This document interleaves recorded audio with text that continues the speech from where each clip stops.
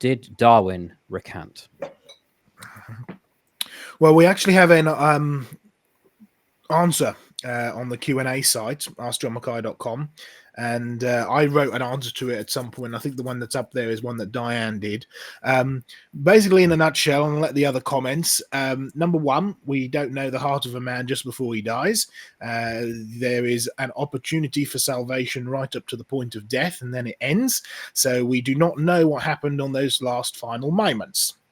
Now, the story of Darwin recanting all of his life's work and giving his life to Christ ultimately started from a lady who claimed to have been there at the time that Darwin died and heard him recant, and then started spreading the information. A few quick problems. Number one, the family of Darwin who was there, because Darwin sort of suffered a heart attack and then died a few days later. The family was all there, and none of them saw this lady, or said that this lady was never present at any point.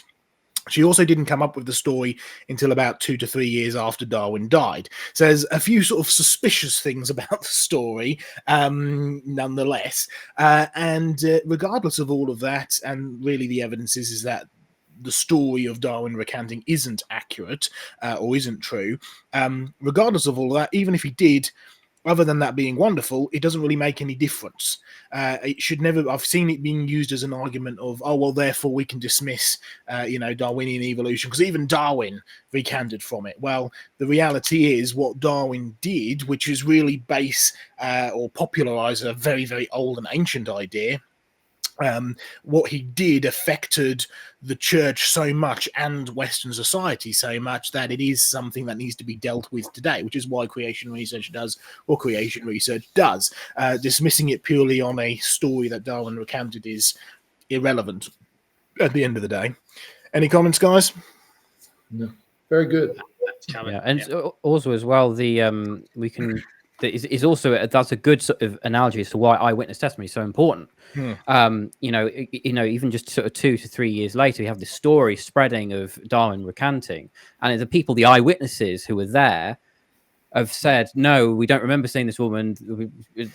She wasn't there. This is completely false. X, Y, Z, and this is a good sort of mirror, as it were, to how we can rely on the Gospels, because this was all eyewitness testimony and it's been recorded down, and the Jewish people were sticklers for details and recanting things accurately, recounting things accurately, as well as talking about things with reference to other people, like for instance Paul in 1 Corinthians 15 says there are 500 witnesses, many of whom are still alive today. Essentially, go and ask them and they'll back you up with saying what I'm saying is true. So they were all sort of interlinking with each other, talking to each other, and they all knew what was going on, essentially with Jesus and reciting these the memories of Christ and what he preached, but people would see it from different viewpoints, which is why we have slight variations in the different gospel accounts. But this is consistent with eyewitness testimony as we know it today, anyway.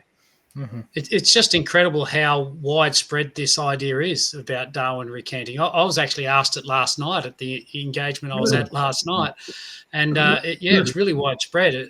Right across the Western world, it seems, and. I think it's a little bit like the goldfish story. The goldfish has only got 5-second memory. Everyone seems to know that, at least in Australia, and yet it's false. Yeah. The other one that everybody sort of knows about is we only use 10% of our brain, and it's nonsense. At the end of the day, I think the closest you can trace that back to is that a group of scientists in an interview once said we only know what about 10% of the brain does. And so that ended up being misconstrued, which they were basically saying the brain is so complex, we're still struggling to understand it. But that was misconstrued into we only use 10% of our brain, which is nonsense. All of our brain is active and working at different parts. And in fact, if you go back, we've done this before with brain drain programs, right?